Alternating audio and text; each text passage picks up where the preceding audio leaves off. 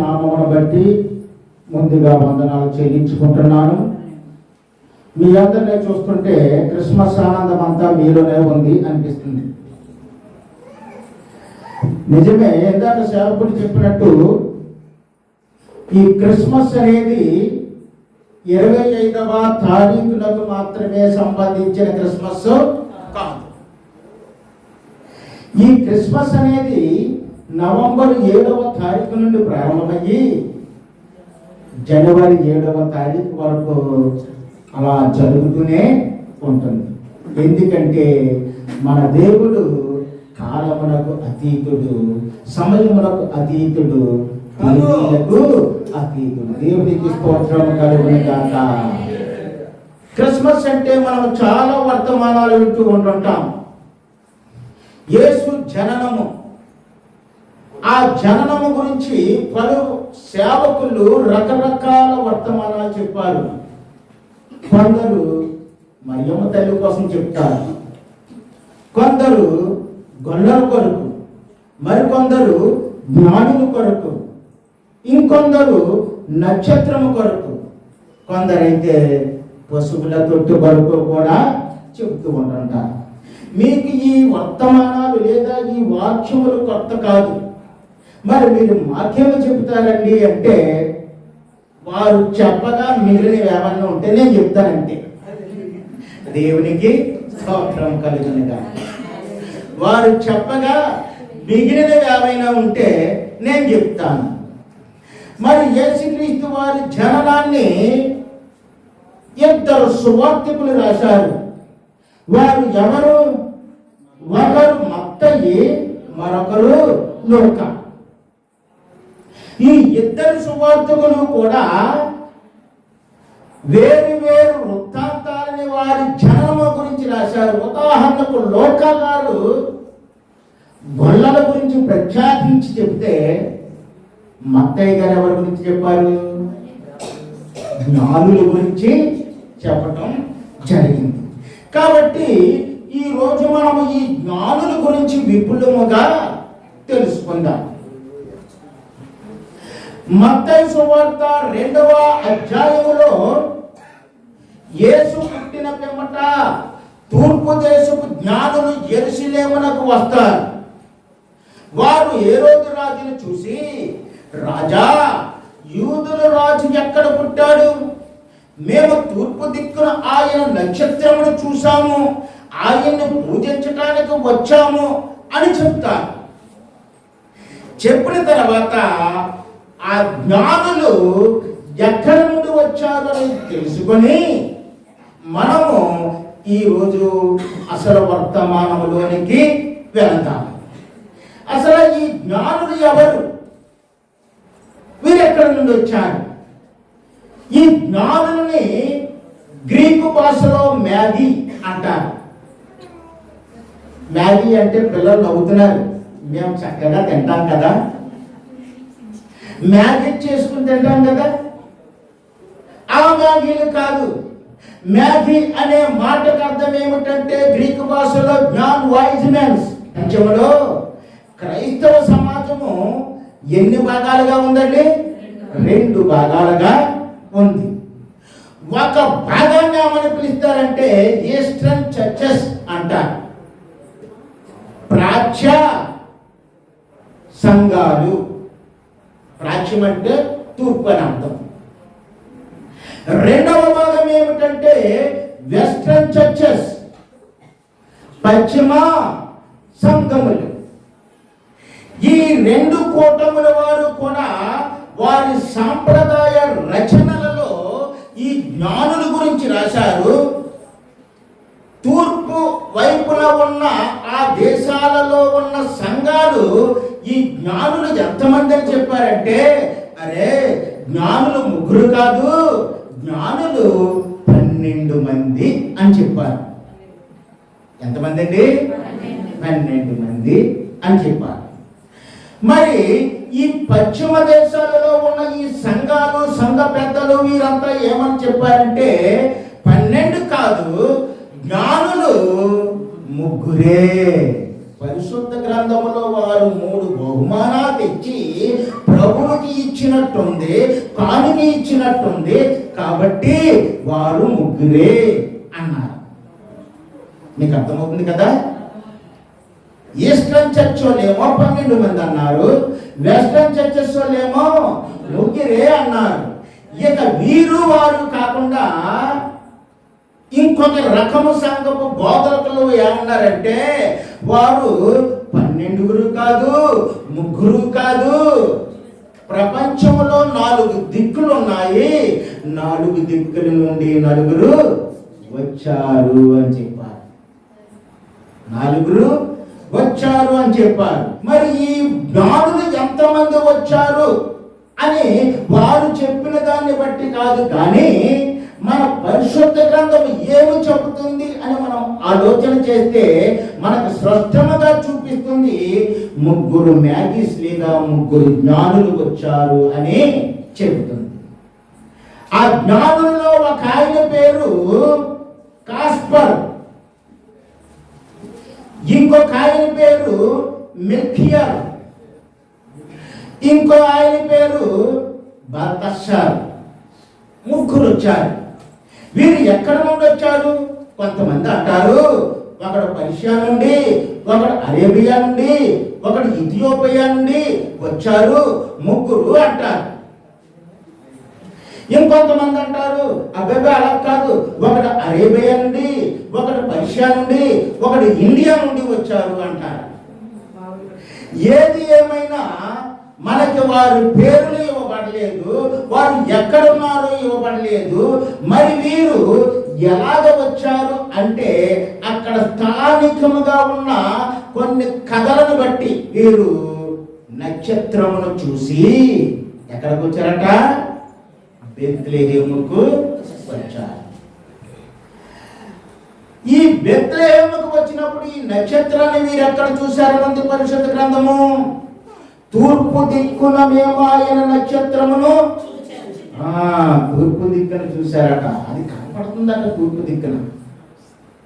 మనం ఆలోచిద్దామండి, ఇలా 3 వేరు వేరు దేశాల నుండి వచ్చారంటున్నారు కదా, మరి ఇండియాలో ఉన్న వాడికి తూర్పు దిక్కున కనపడుతుందా? పర్షియాలో ఉన్న వాడికి తూర్పు దిక్కున కనపడుతుందా? ఇథియోపియాలో ఉన్న వాడికి ఆఫ్రికా ఖండంలో తూర్పు దిక్కున కనపడుతుందా? కనపడదు. మరి మీరు 3 మేము తూర్పు దిక్కున వచ్చాము అంటే అక్కడ మనం ఇంకా చరిత్ర లోతుల్లోకి వెళ్ళి చూస్తే వీరు 3 ఎక్కడ చదువుకుంటున్నారంటే బబులోనులో చదువుకుంటున్న శాస్త్ర ఖగోళ శాస్త్ర విద్యను అభ్యసిస్తున్న వారు. ఎక్కడ చదువుకుంటారండి వీళ్ళు? బబులోన్. బబులోన్ అంటే ఇప్పుడు ఉన్న ఇరాక్. బబులోన్ అంటే ఏంటండి? ఇప్పుడున్న ఇరాక్. పూర్వకాలం అట అక్కడ ఒక పెద్ద యూనివర్సిటీ ఉండేదట. ఆ యూనివర్సిటీలోకి ప్రపంచ నలుమూలల నుండి వచ్చి అక్కడ విద్యాభ్యాసం చేసుకునేవారట. అలా విద్యాభ్యాసం చేసుకుంటున్న వారిలో ఈ జ్ఞానులు కొందరు అక్కడ విద్యాభ్యాసము చేస్తూ ఉండేవారు. ఆ కాలేజీ పేరు ఏం పేరంటే Eastern School of Astrology. Eastern School of Astrology. ఇది ఎక్కడ ఉంది? బబులోన్. బబులోన్ అంటే ఏంటి? ఇరాక్. వెరీ గుడ్ స్టూడెంట్స్, బాగున్నారు యాక్టివ్గా. బ్రైట్ ఫ్యూచర్ ఉంది మీకు. రైట్. ఇక్కడ చూస్తే ఈ విద్యాభ్యాసం చేస్తున్న ఆ సముదాయంలో 3 ఒక ప్రత్యేకమైన ఆశ కలిగిన వారు, ప్రత్యేకమైన తత్వం కలిగిన వారు. అందరు స్టూడెంట్లు ఒకలా ఉండరు. కొంతమంది ప్రత్యేకంగా పరిశీలన చేస్తారు, పరిశోధన చేస్తారు, తెలుసుకోవాలని ప్రయత్నం చేస్తారు. అలా తెలుసుకోవాలని ప్రయత్నం చేసిన ఆ జ్ఞానులు బబులోను నుండి బయలుదేరి వారు ఎక్కడికి వస్తున్నారంటే ఇప్పుడు మన అంశంలోనికి వస్తున్నారు. నేను చదివించబోయే వాక్య భాగము మీరు గబగబా తీసి చదవండి.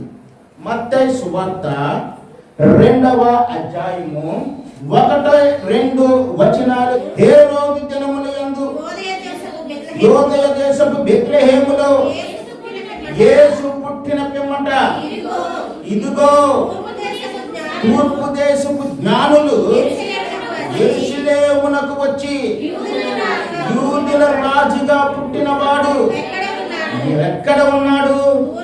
తూర్పు దిక్కున మేము ఆయన నక్షత్రము చూచి ఆయనను భూమిలో వచ్చితిమి అని చెప్పారు.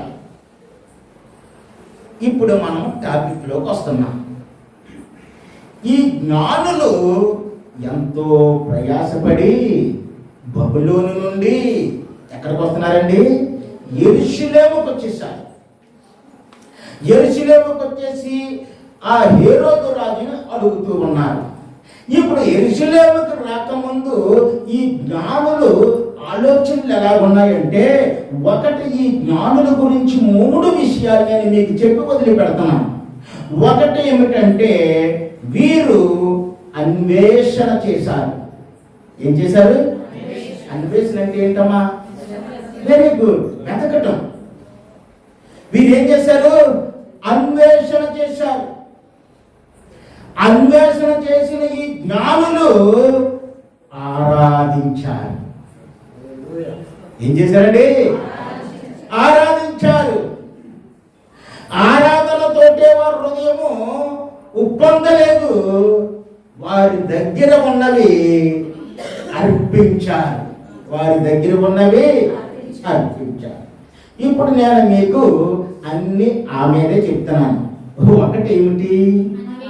అన్వేషణ. రెండవది ఏమిటి? ఆరాధన. మూడవది ఏమిటి? అర్పణ. అనుకుంటే వెళ్ళాలి మీరు ఇంటికి. వచ్చి ఏడు కూడా మీరు మర్చిపోకూడదు. ఏమన్నా ఈవేళ మీ ఇంట్లో వాళ్ళు ఎవరన్నా అడిగితే, ఎవరో పాస్టర్ గారు వచ్చారట, ఆయన ఏం చెప్పాడా అమ్మా నీకు అని అడిగితే మీరు ఏం చెప్పాలంటే చెప్పారని చెప్పాలి. చెప్తారా? అలా చెప్పాలి. ఇప్పుడు ఈ జ్ఞానులు ఏం చేశారంటే అన్వేషణ చేశారు, వెదకటం మొదలు పెట్టారు. మొదటగా అన్వేషణ. ఈనాడు మనము రకరకాలవి కనుగొనాలని చూస్తున్నాం. కొంతమంది ప్రముఖులు ఏం చేస్తూ ఉంటుంటారంటే ఖగోళాన్ని పరిశోధన చేస్తూ ఉంటుంటారంటే నక్షత్రాలు ఎలా ఉన్నాయి, అవి ఎలా కదులుతున్నాయి, ఎలా ప్రకాశిస్తున్నాయి, టెలిస్కోప్లోని పెట్టి చూస్తూ ఉంటుంటారు. ఖగోళ శాస్త్రజ్ఞులు అంటారు. ఇంకా కొంతమంది ఏం చేస్తారంటే అంతరిక్షములు పరిశోధన చేస్తుంటారు. అంతరిక్షంలో ఏముంటాయి? చంద్రుడు, గ్రహాలు ఉంటాయి. చెప్పాలా? అంతరిక్షంలో ఏముంటాయి? గ్రహాలు, చంద్రుడు, బుద్ధుడు, ఇలా గ్రహాలన్నీ ఉంటాయి. అక్కడికి వెళ్ళి వారు ఏం చేస్తున్నారంటే చంద్రుడి మీద మట్టిని చూస్తున్నారు. ఎందుకంటే ఈ భూమి అంతమైపోతుందంట, బాగా డబ్బులు సంపాదించుకోవాలి. ఎందుకంటే ర్యాకెట్లు తయారు చేస్తున్నారు. మీరు బ్రతకాలనుకుంటే మనం రిజర్వేషన్ టికెట్లు కొనుక్కున్నట్టు గవర్నమెంట్ దగ్గరికి వెళ్ళి, అయ్యా ఈ భూమి అంతమైపోతుందట కదా, మాకు ఇంకా బ్రతకాలం ఉంది, ఇదిగో మా డబ్బులన్నీ తెచ్చి ఇచ్చేసాం, మాకు అక్కడ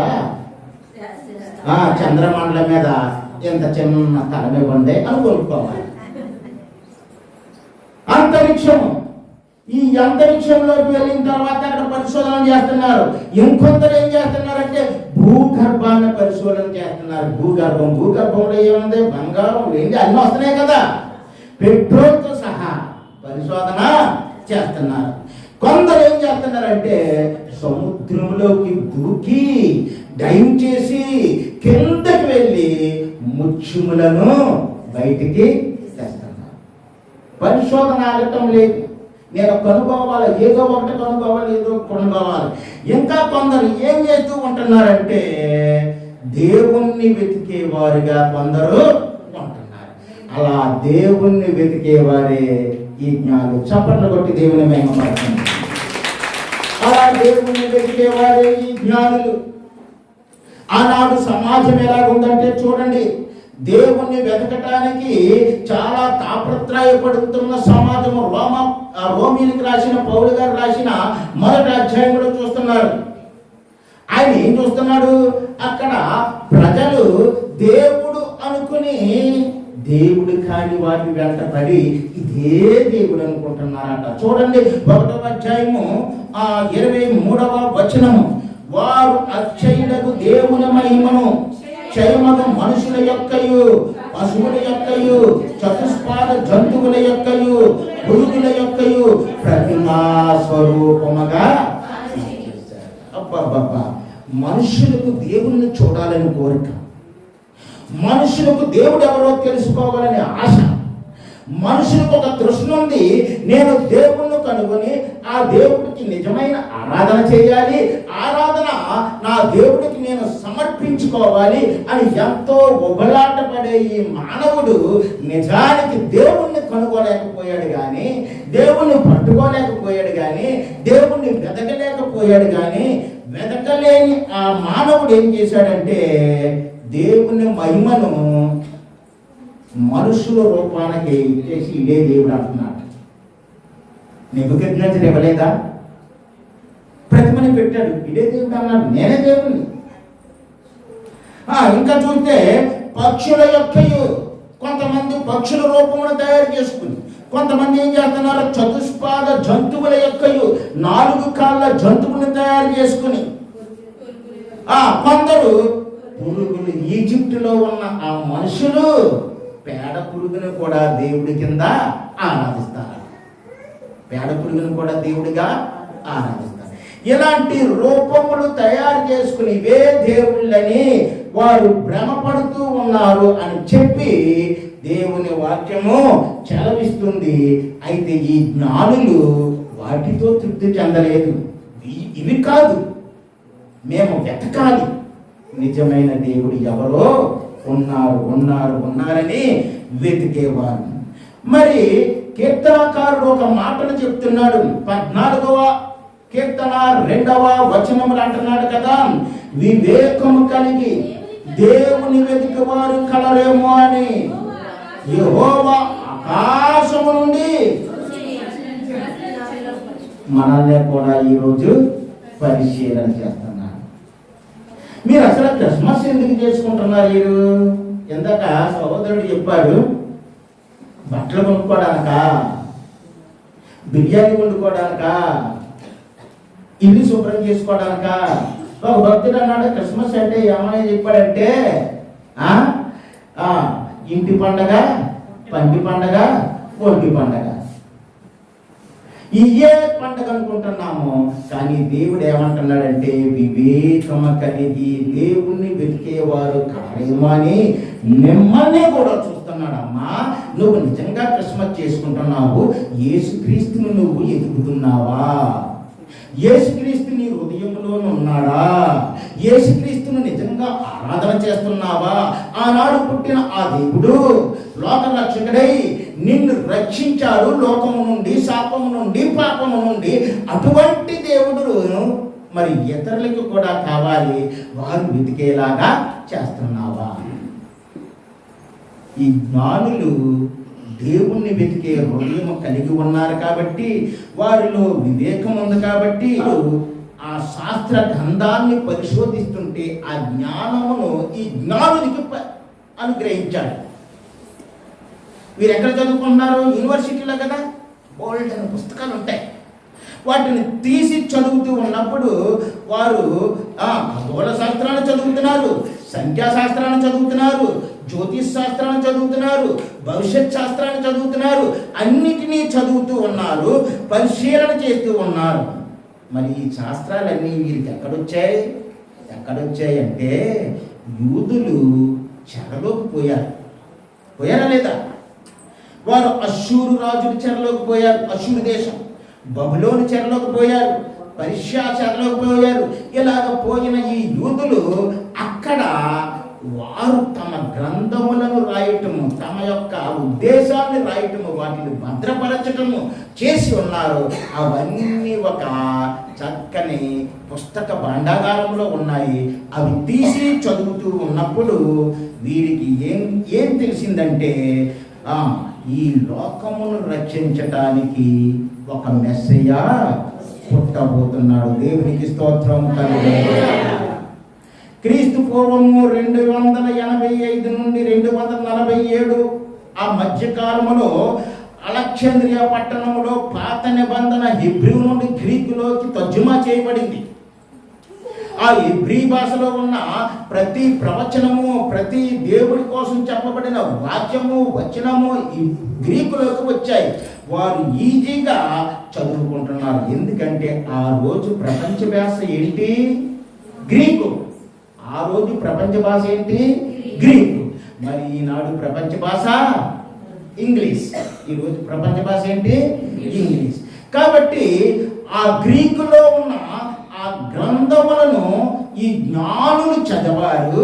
ఆ యూదుల గ్రంథంలో ఏమని రాయబడి ఉందంటే నక్షత్రమును గురించి రాయబడింది.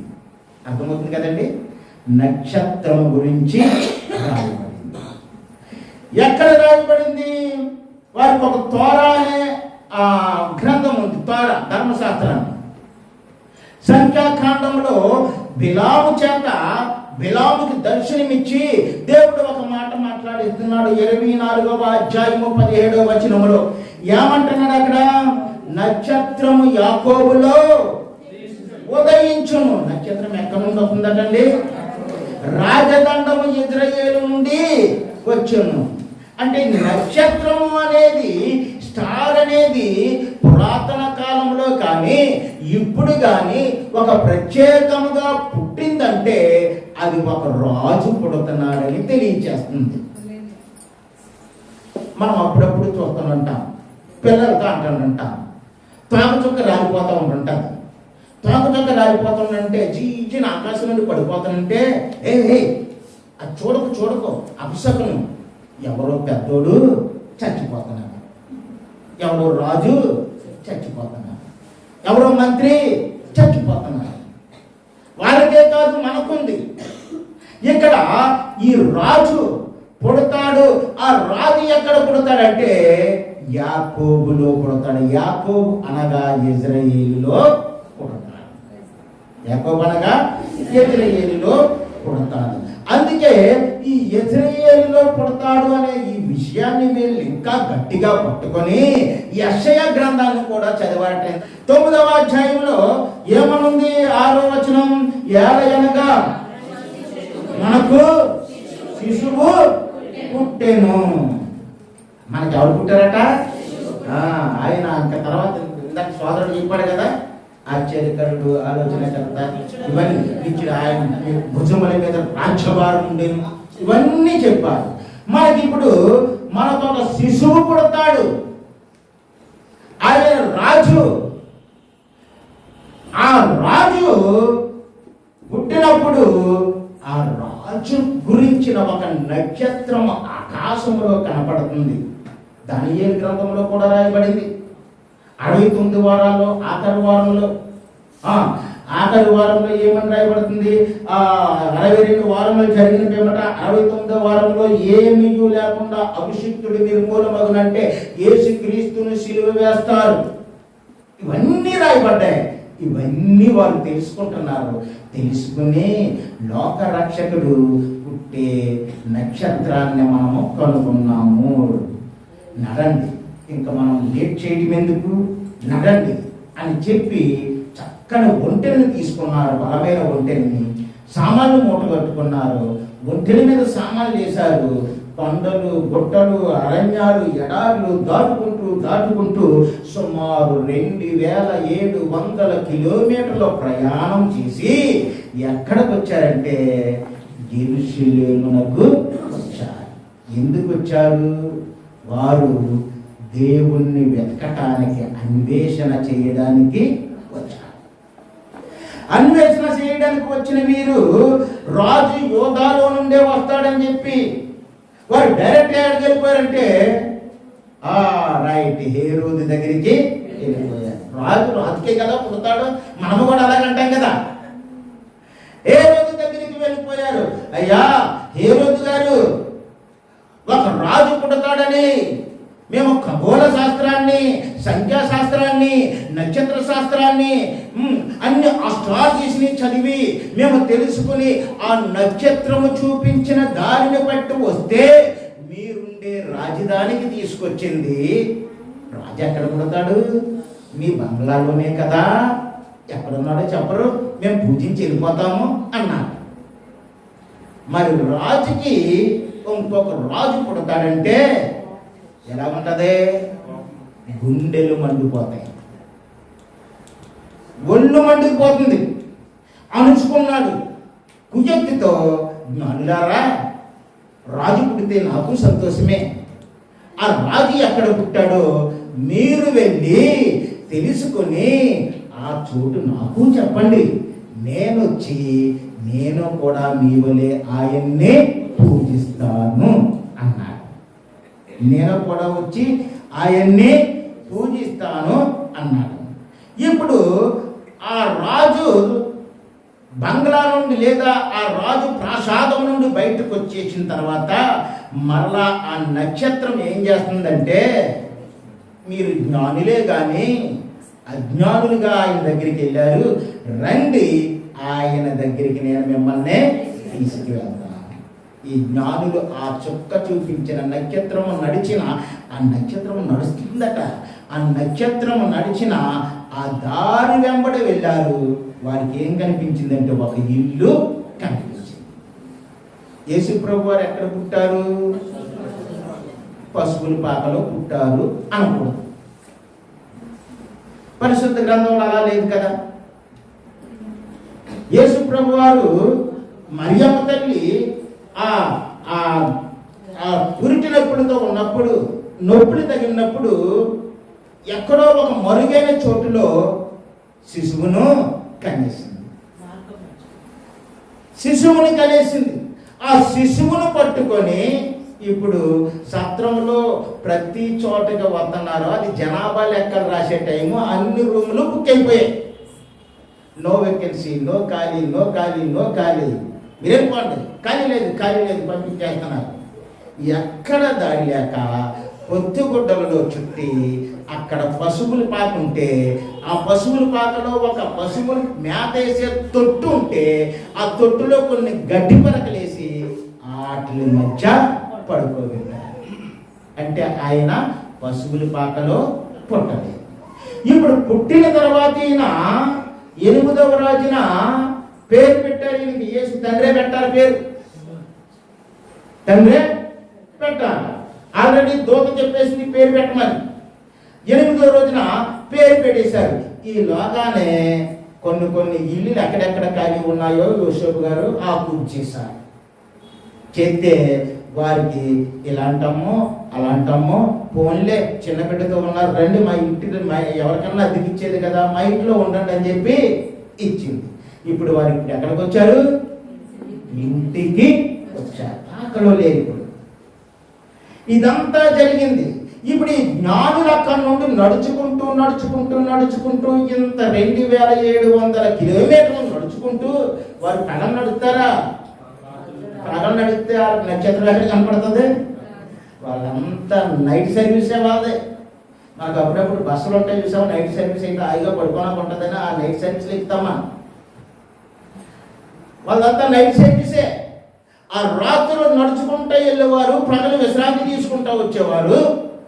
ఇలాగ 2700 కిలోమీటర్లు నడుచుకుంటూ రావడానికి ఇంచుమించు కొన్ని చరిత్రకారులు అంచనాలు ఏం చెప్తున్నాయంటే 1.5 ఏడాది పట్టిందట.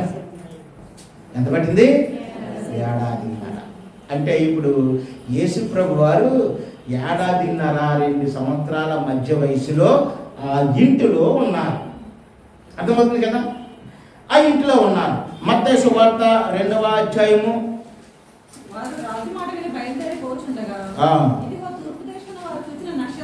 నక్షత్రము ఆ శిశువు ఉండిన చోటికి మీదుగా వచ్చి నిలిచి వరకు వారికి ముందుగా నడిచాను. వారు ఆ నక్షత్రమును చూసి అత్యానందభరితులై ఎక్కడికి వచ్చారు? మన ఇప్పుడు ఆ నక్షత్రమును చూసి అత్యానందభరితులై ఇంటిలోనికి వచ్చి ఏం చేస్తున్నారట? తల్లి అయిన మరియను ఆ శిశువును చూసి ఆయన్ని పూజింపవచ్చితమని చెప్పేది. ఆ ఇంటిలోకి వచ్చారండి వారు. ఇంట్లోకి వస్తే ఏముంది? మరియమ్మ తల్లి ఉంది, ఆ శిశువు ఉన్నాడు, ఇంకా యూసుఫ్ గారు కూడా ఉండొచ్చు అక్కడ, అంతే కదా. ఇప్పుడు ఆ మరియమ్మ తల్లి అడుగుతుంది, అయ్యా మీరు దూరదేశం నుండి వస్తున్నట్టుకున్నారు, మీరు ఎవరు అని అడిగితే వాళ్ళ పరిచయం చేసుకున్నారు. అమ్మా మేము బబులోను దేశం నుండి వస్తున్న జ్ఞానులు.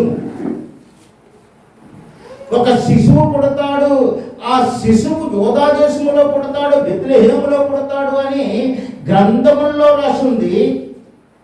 అంతేకాదు ఆ శిశువు పుట్టిన చోటుకు మమ్మల్ని తీసుకువెళ్ళడానికి ఆకాశంలో ఒక నక్షత్రము, దేవునికి స్తోత్రము కలుగునుగాక. ఆకాశంలో ఒక నక్షత్రం పుట్టింది. ఆ నక్షత్రము చూపించిన దారిని పట్టుకుని మేమేం చేశామంటే ఆయన్ని పూజించటానికి వచ్చాము. ఇప్పుడు ఈ జ్ఞానులు అన్యులైన వారు నిజమైన దేవుడైన శిశువును చూశారు. ఆహా, ఆ తేజస్సు ఎంత బాగుంది, పరలోకమై మా చుట్టూ కమ్ముకుంది. ఈయనే నిజమైన దేవుడు, ఈయనే నిజమైన లోకరక్షకుడు, ఈయనే పాప విమోచకుడు వారు అనుకున్నారు. అందుకే ఆ బహుమానాలు అవే చూపిస్తున్నాయి. ఈయన రాజు అని అనుకున్నారు. అనుకొని వారు పూజింపవచ్చేదము అని చెబుతూ ఉన్నారు. వారు పూజ చేయడానికి, ఆరాధించడానికి, పూజ చేయడం అంటే ఏంటి? ఆరాధించడానికి వచ్చారు. యేసు ప్రభు వారు సమరయ దేశానికి వస్తూ, సమరయ ప్రాంతాలకు వస్తూ సమరయ స్త్రీతో మాట్లాడుతూ ఉన్నప్పుడు ఒక వాక్యం బాగుంటుంది, చాలా బాగుంటుంది. అది యోహాను సువార్త 4వ అధ్యాయం 23వ వచనములో అంటున్నారు కదా, అక్కడ అంటుంది, అయితే యథార్థముగా ఆరాధించేవారు ఆత్మతోనూ సత్యముతోనూ తండ్రిని ఆరాధించు ఆలమవుతున్నారు. యథార్థమైన ఆరాధన చేయడానికి ఆ జ్ఞానులు వచ్చారు. ప్రియమైన సంగమా, నువ్వు ప్రతి ఆదివారము దేవుణ్ణి యథార్థంగా ఆరాధన చేయడానికి వస్తున్నావా? ఆ ఆరాధనకి ఎలా వస్తారంటే, కొట్టుకి సరుకులు కొనుక్కోడానికి మర్చిపోతామేమని చెప్పి ఒక కాగితం మీద రాసుకుంటారు. డిమార్ట్ లాంటి కొట్టుకి వెళ్ళారనుకో మాస్టర్ గారు, మర్చిపోతామని ఏం చేస్తాం? లిస్ట్ పట్టుకెళ్తాం కదా, ఆ బియ్యం, ఉప్పు ఎంత, పప్పు ఎంత, టీ పొడి, చింతపండు, ఇవన్నీ రాసుకుంటాం. మన భక్తి కూడా ఇలాంటి భక్తి ఏమో. దేవుడి దగ్గరికి ఎందుకు వస్తున్నామంటే బేరాలాడడానికి వస్తున్నాం. ప్రభువా, నేను చర్చకొచ్చాను కదా, నాకు అది ఏం చేస్తావా? నాకు ఆశీర్వాదం ఇస్తావా? మా పిల్లలకు పెళ్లి చేస్తావా? మాకు ఇల్లు ఇస్తావా? కాదు.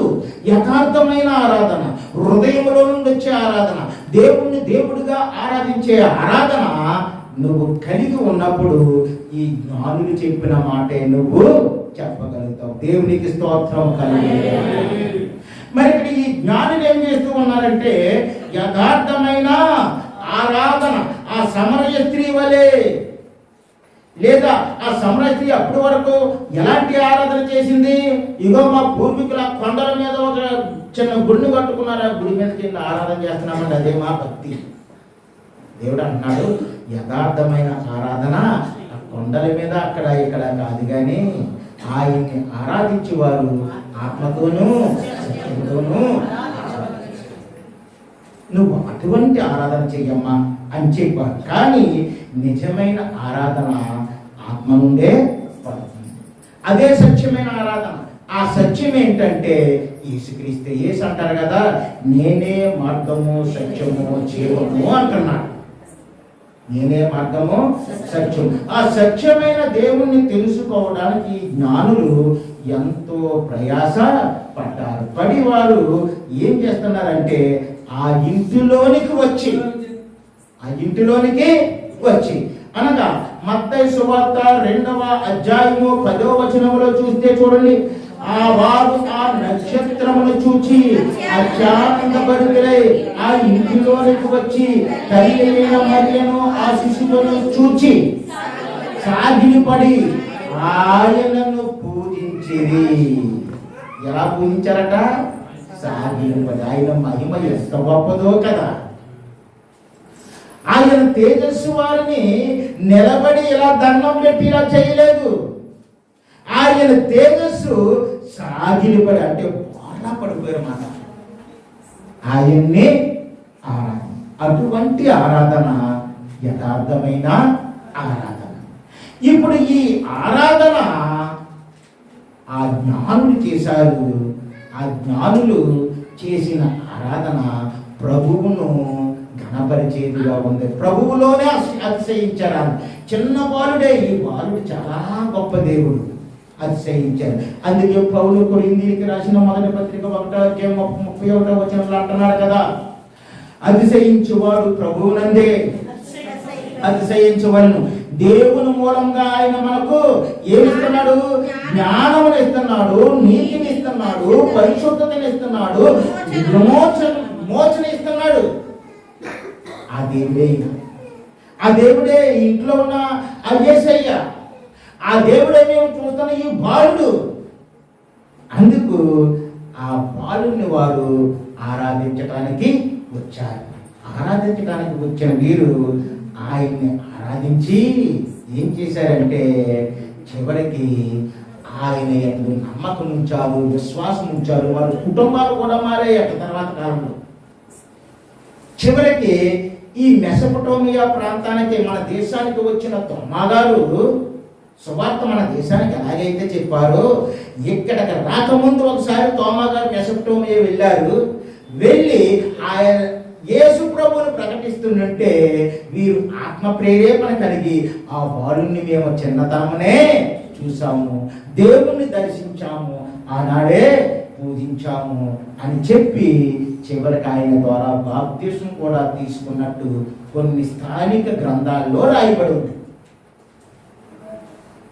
ఇటువంటి జ్ఞానులు వారు. ఇక ఆఖరుగా చూస్తే, మూడవదిగా చూస్తే ఆఖరు ఆరేటి అర్పణలు ఇచ్చారు, అర్పణలు ఇచ్చారు. ఈ అర్పణలు ఇవ్వడం అనేది అన్నిటికన్నా కష్టమైన పని. మీరు ఏదైనా అడగండి, మేము అలాంటి పని చేయలేమండి అంటారు. క్రైస్తవులకైతే ఇది మరీ కష్టమైన పని. కొన్ని మతాల వారు ఏం చేస్తారంటే ముడుపులు కట్టుకుని దాసి దాసి దాసి మరీ ఇస్తారు. మన వాళ్ళు అయితే ఏం చేస్తారంటే 10 రూపాయలు ఉందంటే, అమ్మో 10 రూపాయల, దీన్ని 2గా చేస్తే బాగుంటుందేమో అని కొట్టి దగ్గరికి వెళ్ళి, అమ్మ 10 రూపాయలు చెల్లి అమ్మా అని చెప్పి 2 5 రూపాయలు చేసి భార్య 5 రూపాయలు వేస్తుంది, భర్త 5 రూపాయలు. మన వాళ్ళు అర్పించుకోవడం చాలా కష్టం. అర్పించుకునే హృదయం లేదు. ఎందుకంటే భక్తి ఉంటే కదా, పూజనీయత ఉంటే కదా. నాకు జీవితం నా దేవుడు ఇచ్చింది, నా బ్రతుకు నా దేవుడు ఇచ్చింది, నా కుటుంబం నా దేవుడు ఇచ్చింది, నా దేవుడికి నేను ఏమైనా చేయాలనే నిశ్చయం ఉంటే కదా. లేని మనము దేవునికి ఇవ్వలేకపోతున్నాం. వారైతే ఏం చేశారంటే చిల్లర కొరకు ఎక్కలేదు. వారు ఏం చేశారు? చిల్లర కొరకు చూడలేదు. చిల్లర కొరకు చూడకుండా వారు ఏం చేశారంటే మత్తయి సువార్త 2:11 ఆఖరి భాగం చూస్తే, వారు తమ పెట్టెలు విప్పి బంగారమును, సాంబ్రాణిని, బోళమును కానుకలుగా ఇచ్చారు. ఆహా, నువ్వు మామూలు శిశువు కాదయ్యా, నువ్వు రాజువు. అందుకే బంగారము రాజరికానికి గుర్తు, ఇంకా బంగారము పరిశుద్ధకు కూడా గుర్తు. పరిశుద్ధుడు నువ్వు. ఇంకా చూస్తే వారు సాంబ్రాణి ఇచ్చారు. ఈ సాంబ్రాణి యాజకత్వానికి గుర్తు, ఇంకా మన ప్రార్థనలకు గుర్తు. సాంబ్రాణి నుండి ధూపము లేస్తుంది. ఆ ధూపము ప్రార్థనలో కలిసి ఎక్కడికి వెళ్తుందంటే ప్రభువు సన్నిధికి వెళ్తుంది. దేవునికి స్తోత్రము కలుగునుగాక. ఇంకా మనం చూస్తే బోళముని ఇచ్చారు. బోళము చేతిని కలిగినది, యాంటీసెప్టిక్ గా ఉపయోగపడుతుంది. అది ఆయన మరణమును చూపిస్తుంది, ఆయన త్యాగమును చూపిస్తుంది, మానవాళి యొక్క పాపమును తన మీద వేసుకునే గొర్రె పిల్లగా రూపిస్తుంది. యోహాను అంటున్నాడు, ఇదిగో లోక పాపములను మోసుకొని పోవు, నీ పాపాలు నా పాపాలు మనందరి పాపాలు ఆనాడు ఆయన మీద వేసేసుకున్నాడు. కాబట్టి వీటిని వారు అర్పించి మాకు రాజు పుట్టాడు, మాకు యాజకుడు పుట్టాడు, మాకు విమోచకుడు పుట్టాడు అని అర్పించి వారు ఎంతో ఆనందించారు. నిజంగా దేవుడు బంగారాన్ని కోరుకుంటున్నాడా? వజ్ర వైడూర్యాలను కోరుకుంటున్నాడా? బలులను కోరుకుంటున్నాడా? కాదు. ఆయన ముందుగా నిన్నే కోరుకుంటున్నాడు.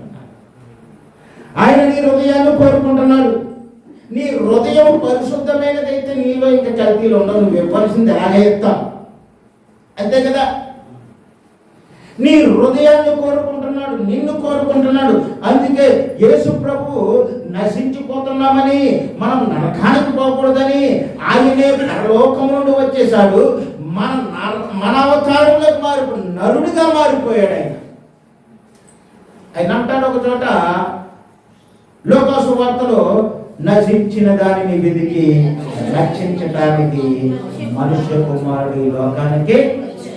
నేను నశించిపోతున్న మీకోసం వచ్చానా?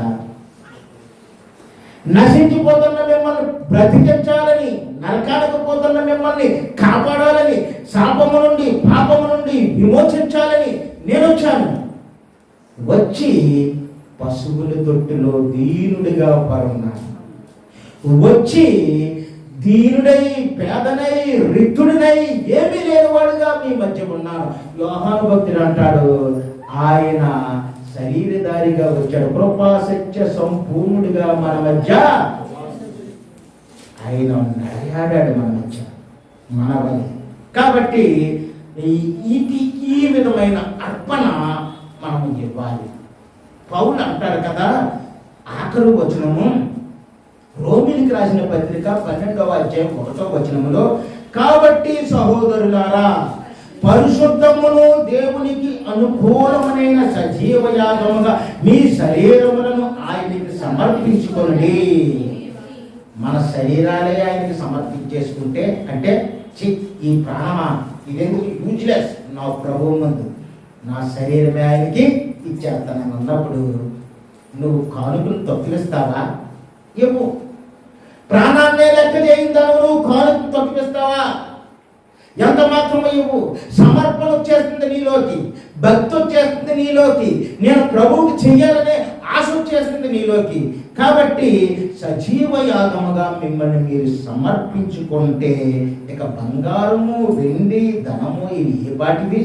అవి మీకంటే గొప్పవా? కానే కాదు. కాబట్టి ఈ జ్ఞానులు అర్పించుకున్నారు. అర్పించుకొని వారు సువార్త ప్రకటిస్తూ, ఆ ప్రాంతంలో సువార్త ప్రకటిస్తూ, ఆ ప్రాంతంలో ఉన్న కొన్ని స్థానికమైన కథలు ఉంటాయి కదా, ఆ సువార్త ప్రకటిస్తున్నప్పుడు వారిని శత్రువులు కొట్టి చంపేశారు, ఆ జ్ఞానుల్ని హతసాక్షులయ్యారు అని చెప్తారు.